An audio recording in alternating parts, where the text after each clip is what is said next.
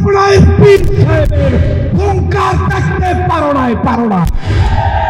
বাংলাদেশে নাস্তিকবাদী দালালদেরকে হুঁশিয়ার উচ্চারণ করে দিয়ে বলতে চাই, এই বাংলাদেশে আর কেউ চরমনাইয়ের পীরকে চিনতে না পারলে 5ই আগস্ট শেখ হাসিনা চিনেছে এবং চেনার কারণে পালিয়ে গিয়েছে।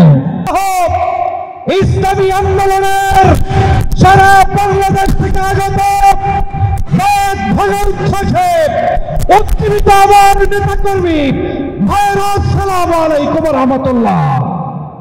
প্রিয় ভাইরা আমার, আজকের এই মহাসমাবেশ প্রমাণ করে বাংলাদেশে চরমনাইয়ের পীর সাহেবের হুঙ্কার ছিল, আছে এবং থাকবে ইনশাআল্লাহ।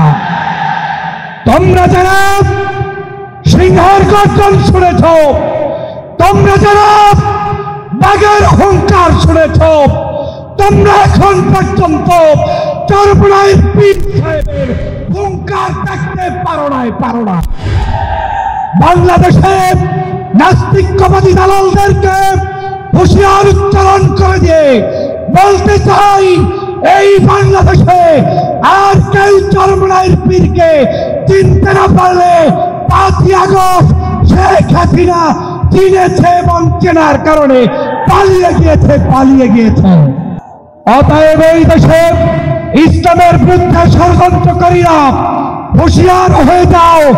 ইসলামী আন্দোলন বাংলাদেশ থাকবে, বাংলাদেশের কোন ইসলাম বিরোধী কর্মকাণ্ড চলতে দেওয়া যাবে না। এই বাংলাদেশ ইসলামের বাংলাদেশ, এই বাংলাদেশ কলেমার বাংলাদেশ। এই বাংলাদেশে আগামী দিনে যারাই ক্ষমতায় আসবে, ইসলাম বাদ দিয়ে, মুসলমানের ধর্মনীতি বাদ দিয়ে কেউ আসতে পারবে না। সমাবেত জনতা, আপনাদেরকে স্পষ্ট বলতে চাই, গত 16 বছর পর্যন্ত আওয়ামী লীগ জুলুম করেছে, অত্যাচার করেছে, নির্যাতন করেছে। সেই নির্যাতন সহ্য করে যারা মাঝপথে রাজপথে আন্দোলন করেছে, তার মধ্যেই চরমনাইয়ের ইসলামী আন্দোলন ছিল কি ছিল না? যদি থেকে থাকে, সমবেত জনতাকে উচ্চারণ দিয়ে বলতে হবে, আগামীর বাংলাদেশ কি ইসলামের বাংলাদেশ চান? যদি চান, নারায়ে তাকবীর। আমি সর্বশেষ একটি কথা বলতে চাই, আমাদেরকে ঐক্যবদ্ধ থাকতে হবে বাংলাদেশ বিনির্মাণের জন্য।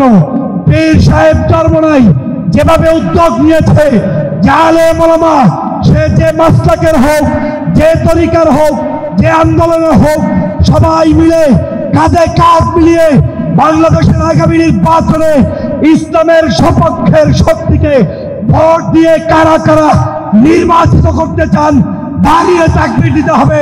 নারায়ে তাকবীর। ইসলামী আন্দোলন বাংলাদেশ, কলে মাগো মুসলমান, পীর সাহেব চরমনাই। সবাইকে ধন্যবাদ। আল্লাহ হাফেজ। আসসালামু আলাইকুম রহমতুল্লাহ।